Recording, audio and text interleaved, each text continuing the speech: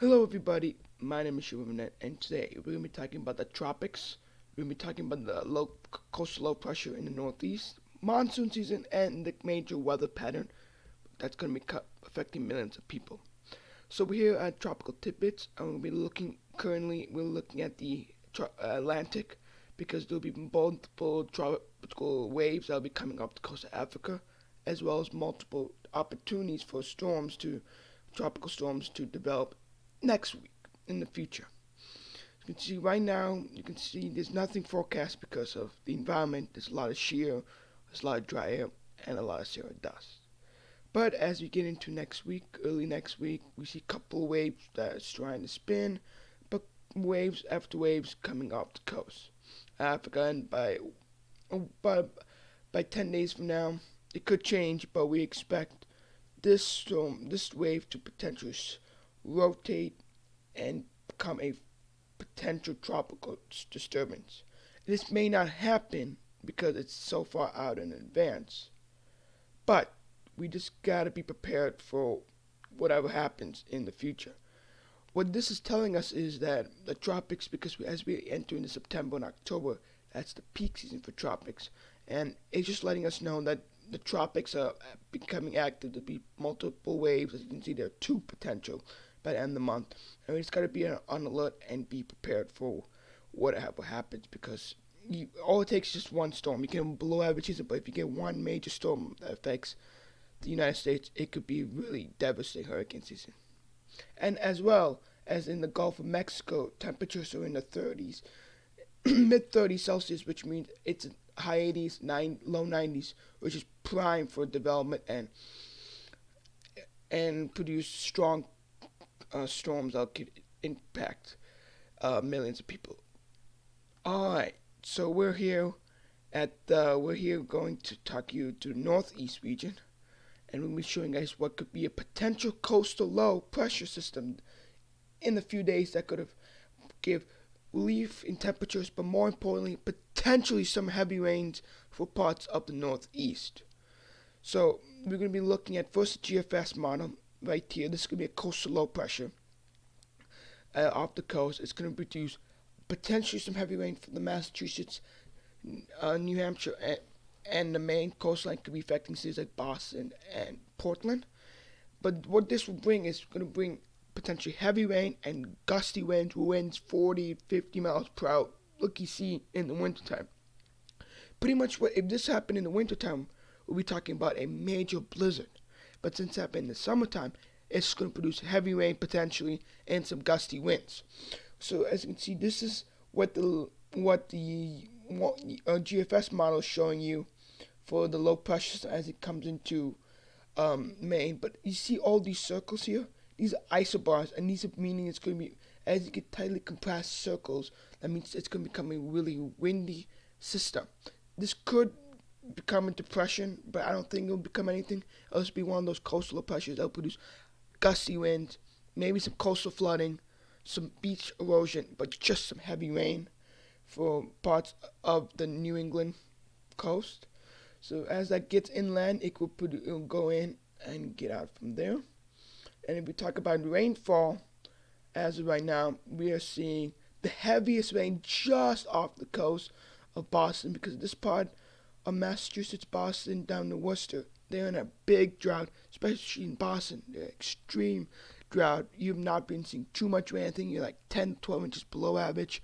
So whatever rain you get, it will be really good for helping the drought, as well as the entire Northeast in some sort of drought and getting some heaviest rain in the coast and into Maine, which will be a lot of problems. That's just one model. We're going to be now taking a look at another model, which is the Canadian model as well. So the Canadian model shows the system a little bit weaker, but a little more south, but it's going to affect more into Maine. But both models are showing a left-hand turn by around Thursday and Wednesday into Maine or Boston, which will produce some heavy rain for Maine as of right now. So we'll show you guys quickly the precip. As you can see, widespread to the 1.5, 2 inches, maybe 3 inches for Maine, and a little bit of rain for Boston. And we're going to be showing you guys now one more model one, which is the we're going to be looking at the NAM 12-kilometer model just to see what they're showing as of right now. It may not get to the time, but we're just going to quickly show you guys what these guys expect. Nothing much for NAM. And then we're going to look at the Icon model as well. And what Icon is another reliable model. I like the Icon model. Wednesday, it cuts in a little bit more closer into the Boston region, and it moves more inland. This will be showing some onshore floor, which will produce a lot of wind and some coastal flooding, as well as some heavy rain for Massachusetts, New Hampshire, and Maine. And this is a really bad model. I mean, Iran, which means it's showing a very intense storm, could be borderline tropical storm, tropical depression, and producing really gusty winds, some coastal flooding. I won't be surprised at beach erosion, and it sticks around into the almost till the weekend. And this model one is similar to the European model. Both the Icon and the European model are showing this, and if this becomes true, you're expecting 3 to 5 inches all the way from Cape Cod into Boston, into the New Hampshire coast, into Portland. So this would be really bad. Overall, just expect like a typical coastal low pressure. You expect some gusty winds, some heavy rain, and maybe some flooding if you're in the coast. So now we're here at the today's 1-day excessive rainfall. We're going to be just showing you guys where you need to be prepared for potential flooding. Up in North Dakota, you're getting some supercells and already a couple tornado warnings today. Here in the Midwest, this is ongoing right now from just a low pressure that's coming into Iowa, producing a lot of rain, 1 to 2 inches of rain. And down in Texas, it's from the Invest, I think 97L, which came onshore just yesterday. It's produced a lot of rainfall, like parts of Texas seen I think 6 to 10 inches of rain, and it's moving to Mexico right now, and it's producing some heavy rain. Texas needs rain, so this helps them a lot, but a lot in a short period of time hurts. And then out west, it's just all monsoon, which we will talk about it right now. So we're going to be going now to the southwest, and we're going to be showing you guys the monsoon with the NAM Model 1. Alright everybody, here it is, monsoon. It's going to be a little bit difficult to see, but I'll show you guys the monsoon forecast now. So here we go. So this is the monsoon.